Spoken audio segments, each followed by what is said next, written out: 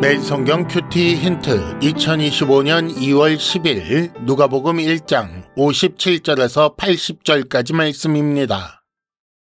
엘리사벳이 해산할 기한이 차서 아들을 낳으니 이웃과 친족이 주께서 그를 크게 긍휼히 여기심을 듣고 함께 즐거워하더라.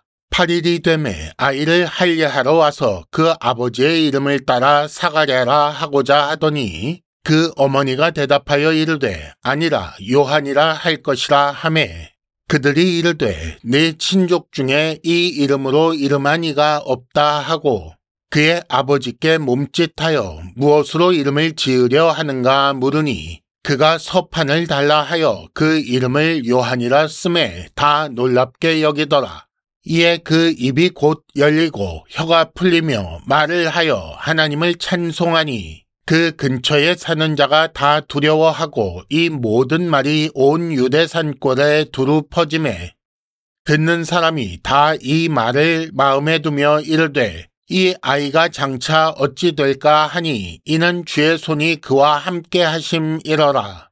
그 부친 사가랴가 성령의 충만함을 받아 예언하여 이르되 찬송하리로다. 주 이스라엘의 하나님이여 그 백성을 돌보사 속량하시며 우리를 위하여 구원의 뿔을 그 종 다윗의 집에 일으키셨으니 이것은 주께서 예로부터 거룩한 선지자의 입으로 말씀하신 바와 같이 우리 원수에게서와 우리를 미워하는 모든 자의 손에서 구원하시는 일이라. 우리 조상을 긍휼히 여기시며 그 거룩한 언약을 기억하셨으니 곧 우리 조상 아브라함에게 하신 맹세라. 우리가 원수의 손에서 건지심을 받고 종신토록 주의 앞에서 성결과 의로 두려움이 없이 섬기게 하리라 하셨도다. 이 아이여 네가 지극히 높으신 이의 선지자라 일컬음을 받고 주 앞에 앞서가서 그 길을 준비하여 주의 백성에게 그 죄 사함으로 말미암는 구원을 알게 하리니 이는 우리 하나님의 긍휼로 인함이라. 이로써 돋는 해가 위로부터 우리에게 임하여 어둠과 죽음의 그늘에 앉은 자에게 비치고 우리 발을 평강의 길로 인도하시리로다 하니라. 아이가 자라며 심령이 강하여지며 이스라엘에게 나타나는 날까지 빈들에 있으니라. 아멘.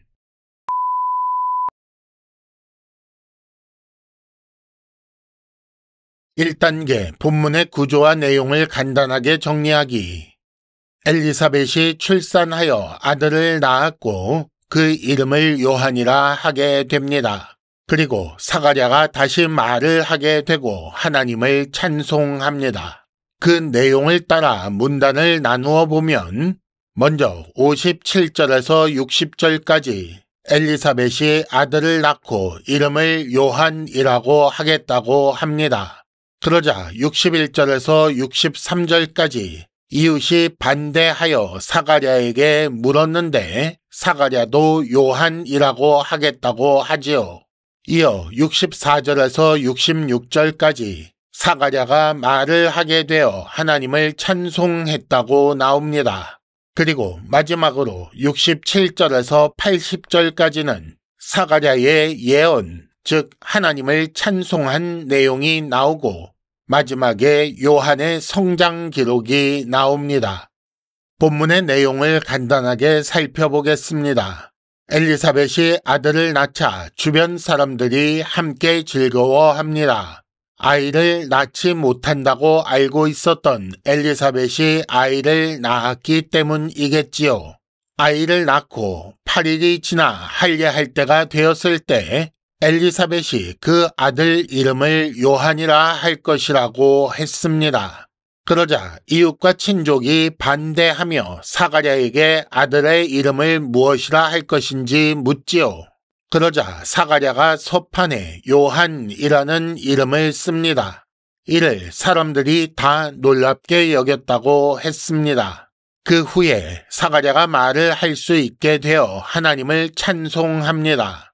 그리고 사가랴의 찬송을 들은 모든 사람이 이 아이가 장차 어찌 될까라며 주목하게 되지요.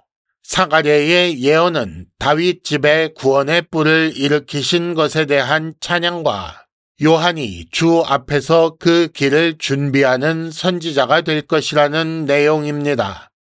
2단계 본문의 핵심 메시지 읽어내기. 사가랴와 엘리사벳이 아들 이름을 요한이라 하겠다고 한 것은 천사를 통해 하나님의 말씀 들은 것을 부부가 함께 순종한 것입니다. 본문에서 요한의 출생 그 자체보다 더 중요한 것은 사가랴의 예언을 통해 드러난 요한의 사명, 그 인생의 역할이라고 할 수 있습니다.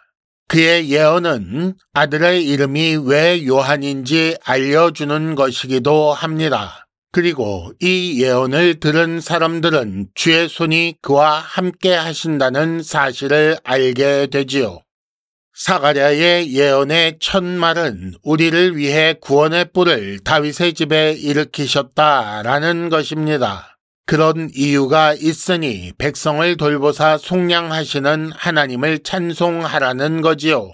구원의 뿔이 하실 일은 아브라함에게 하신 거룩한 언약을 기억하사 원수의 손에서 건져 성결과 의로 주 앞에서 섬기는 백성이 되게 하는 것입니다. 이런 일을 하실 구원의 뿔, 주 앞에 이 아이 요한은 그 죄사함으로 말미암는 구원을 알게 하는 역할을 맡았습니다. 주 앞에서 그 길을 준비하며 지극히 높으신 이의 선지자 역할을 하는 거지요. 요한은 그 이름처럼 날 때부터 하나님께서 은혜 베푸신다는 기쁜 소식을 듣게 하는 자입니다. 따라서 많은 사람이 그에게 주목하며 하나님의 일을 기대하게 됩니다. 3단계 본문의 핵심 메시지를 현재로 연결시키기.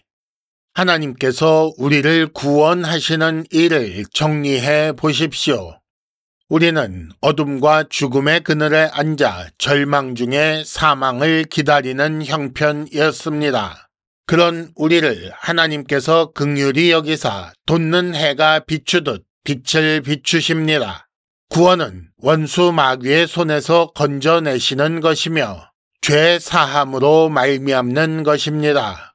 그리고 구원받은 자는 종신토록 주 앞에서 성결과 의로 두려움 없이 하나님을 섬기게 됩니다. 이는 사람의 원래 창조 목적이 회복되는 것입니다.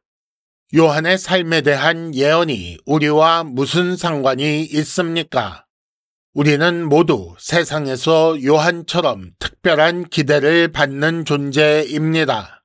세상에 있는 많은 사람들, 어둠과 죽음의 그늘에 앉아 구원의 소식을 기다리는 자들에게 먼저 믿은 우리의 삶은 하나님께서 은혜 베푸신다는 증거입니다.